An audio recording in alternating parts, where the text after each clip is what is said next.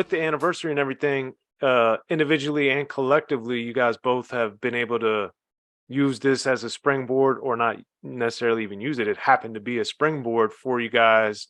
So what, as you've been able to sustain your careers and get into so many different, I guess, new ways of exploring your creativity, how, looking back, how did the listening help you with that? The lessons you learned, the uh, things that you made mistakes with, the things you did right. How did that all spawn into sketch comedy shows, managing other artists, all that stuff? I think for me, it just showed. I said it earlier. It just showed once you allow yourself to be uncomfortable, um, trying something, attempting to do something, taking a chance on something, mostly believing in yourself and believing in the people that you surround yourself with, that you can accomplish a lot of things, a lot of great things. We had no idea where the listening was going to take us, what it was going to do for us, how it was going to eventually evolve into all these different things and different avenues and paths that we have taken. And I just always go back to that moment whenever I'm working with a young artist and just telling them, like, we were in a room and we were just in there working and nobody knew what we were doing. And we decided we just going to make whatever we felt in our hearts and spirits and talents to make. And this is what it has done for us. You can do the same for you. You don't have to follow trends. You don't have to, say, oh, this is what's happening, I need to do this. You can really go do you and present that to the world, and then find your tribe within this world. And I think that's the biggest thing for me was just that, like, not having, that's one of the things I think where obviously not having a mentor or whatever hurt us in some ways, but not having a mentor helped us when we created that album, because we didn't have nobody that came in and was like, nah, so you got to do it like this. It got to be this, the structure, this what they looking for. We were allowed to be free. Yeah, we had that gave us opportunity to find our voices. Right. And so that's the biggest thing that I take away. I mean, I take away a lot of things, but that's one of the biggest things I take away from making the listening during that time for us, is just how it felt to go in and make something, and that music is still resonating with people now 20 years later. Shit, it's people who make songs, put songs out, and nobody even cares about them 2 weeks later. So to be here 20 years later talking about a project that we made on our own is beautiful. It's a testament. It's a testament to who we are and what we were trying to accomplish. So how, this is the eternal question I have with creativity. How do you guys then, and how have you over the years, if this has changed or if it stayed the same? No one telling you what to do is great.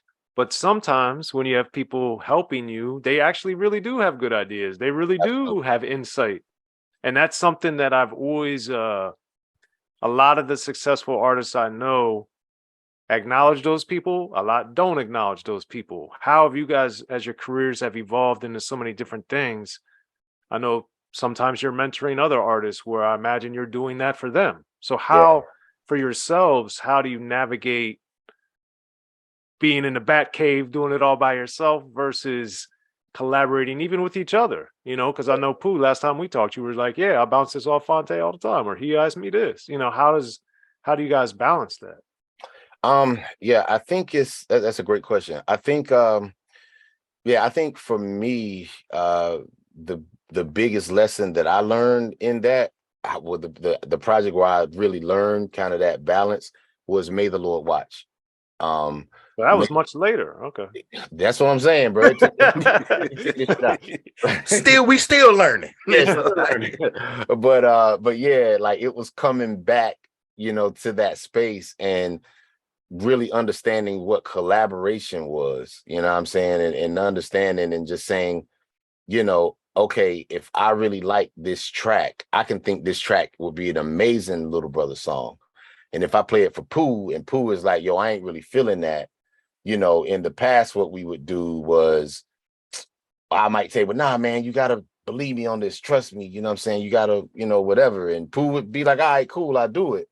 Or vice versa. Pooh came with something and I was just like, I ain't really cool. I'm like, I like this is cool. I'll do something, you know what I mean?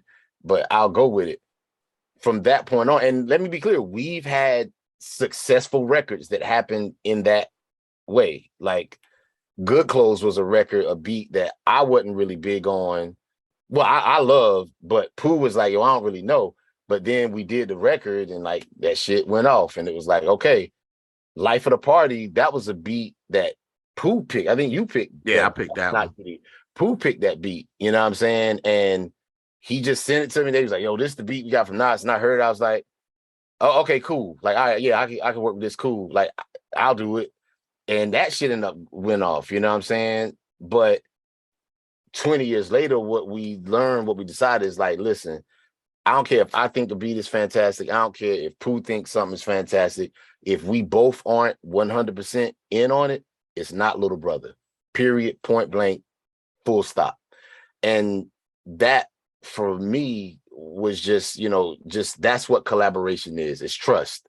And I think that's why so many people, can have problems with it but it requires trust and faith in that person. You know what I mean? So how we learned to the difference between, when am I collaborating and then when am I just kind of in my cave? For me, it's the writing collaborative part. That's collaboration. The technical stuff, like the mixing, the whatever, that's Batcave shit. You know what I'm saying? Like, that's the shit you do by yourself and just lose your fucking mind tweaking a fucking hi-hat for 3 hours. Like, you don't want to subject another person to that. Like, that's just cruelty. You know what I mean? It's very cruel. Like, It's you know what I very mean? cruel. But it's like, yo, let's just get the idea. Let's agree on what the idea is. Let's agree on that. And then all the other fine-tuning shit, we can do that in our separate corners. And so in mentoring artists, one of the things that me and Pooh just believe in, it's the purpose of a producer or, a mentor, whatever you want to call it. It's not about turning that person into another version of you. It's about helping that artist become the best version of themselves. You know what I'm saying? It's about helping to bring that person into their greatness, not, just you want them to be just another extension of your great. Nah, like, and the example for that, for me was always, I really looked at like Miles Davis. You know what I'm saying? Like Miles Davis to me was a person where it was like, okay, you can look at Miles Davis and say, yo, he's fucking like the man. He's amazing. But what's even more amazing about him, aside from his musical genius, look at the musical geniuses that he fostered and nurtured in his environment. Look at who came out of his camp. John Coltrane, Herbie Hancock, Ron Carter, like who went on to just become fucking titans of their own. James Mtume, like that to me is the mark of, to me still is kind of the benchmark of those kind of artists. It becomes a point where it's like, okay, I know what I am. I know what I am. I've achieved my greatness and I'm still working to achieve, my greatness and still honing and mastering that. But now, how do you show someone how to come into their own greatness? You know what I mean? And that's what producing, mentorship, that's the place where I think making the listening and having that space to find our own voices, that's the same gift that we try to give to artists that we work with. Yeah. And I think another big thing for me is just always, you have to always be willing to be a student. 100%. And that's something I take pride in. It's like, yeah, I can sit in my room and sit in here and I can make a whole album dolo, right? But when you get around other, scientists, as I like to call them, you pick up things. It's things that they hear that you may not hear. They can help you edit. Because one of the hardest things is to edit yourself, right? So they can help you do that. And if I trust, go back to something Tay was talking about, if I trust you in that way, in that space, I have no problem. And this has nothing to do with age, right? It's experience. I have no problem allowing myself to be produced, even though I can produce myself. I open it up. So whether that's Tay, whether that's my guy Focus, whether that's my guy Jay Smash, like it doesn't matter for me if I have trust in you and we have a synergy.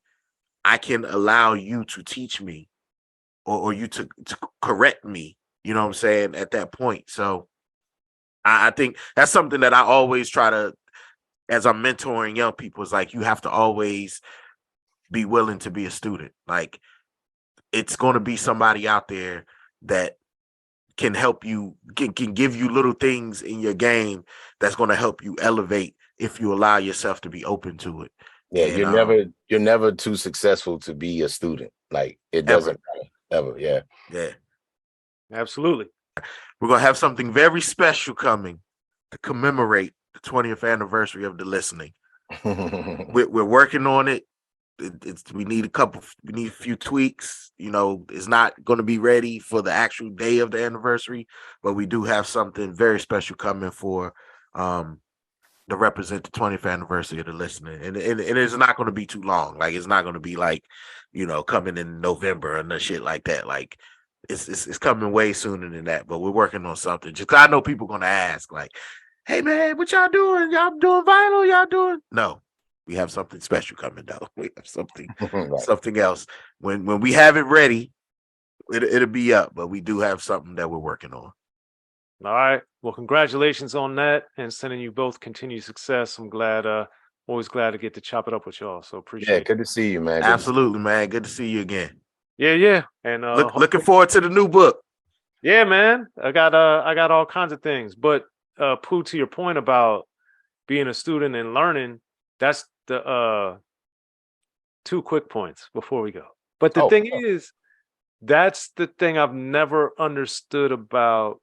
Like for me, I got into this because I love it. So when I'm asking you guys or whoever I'm talking to, is because I love it and I'm trying to learn either what inspired y'all or how you think or whatever, because not only just from a fan artistic perspective, but as I know Pooh from us talking and listening to Phonte talk too, we learn so much from rap, like to help us in life.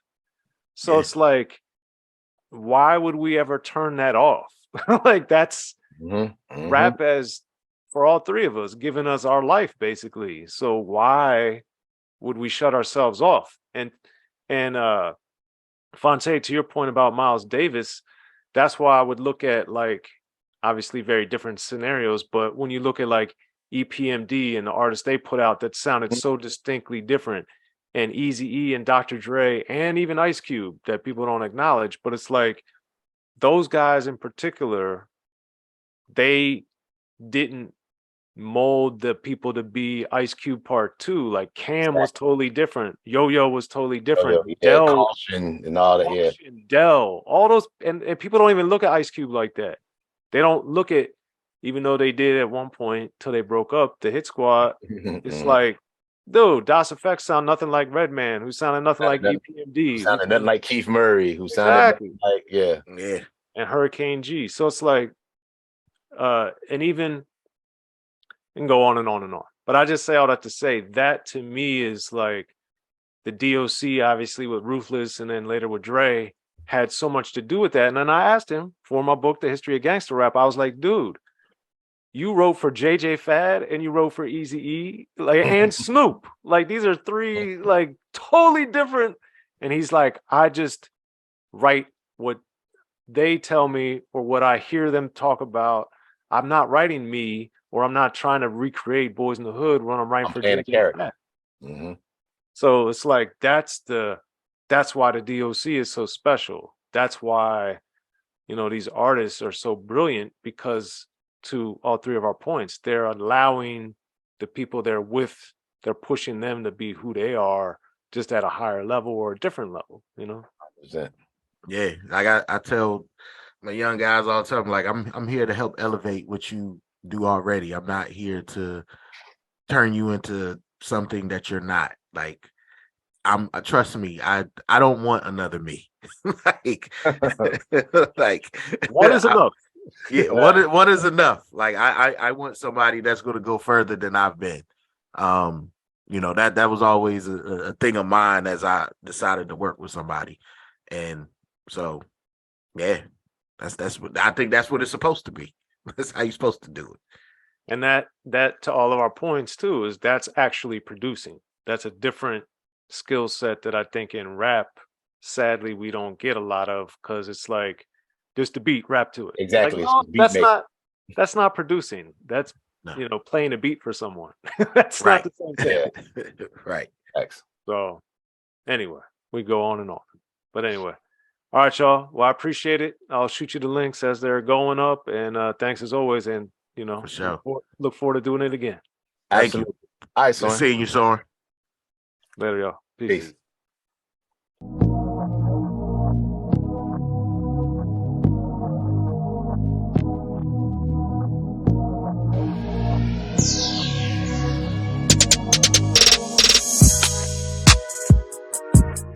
Be sure to check out the History of Gangster Rap by Soren Baker. He's official. History of Gangster Rap features exclusive interviews with Ice-T, Snoop Dogg, MC Ren, the D.O.C, and dozens of others. The History of Gangster Rap, a definitive look at how Los Angeles changed rap forever. In Los Angeles, the streets definitely set the tone of the hip-hop music. At 19, I got a $50,000 car. My whole angle always was, I'll be street, but I will always tell you the horrors that go along with this life. There will be penalties and casualties for just wearing the wrong color in somebody's neighborhood. And once gangster rap made it from the streets to the TV, the genre exploded. With Fab 5 on Yo MTV Raps with NWA. Yo MTV, it just catapulted us from being local heroes to national gangbang rappers. The History of Gangster Rap discusses it all from 1980 up till today. It's always gonna be shit happening in the streets.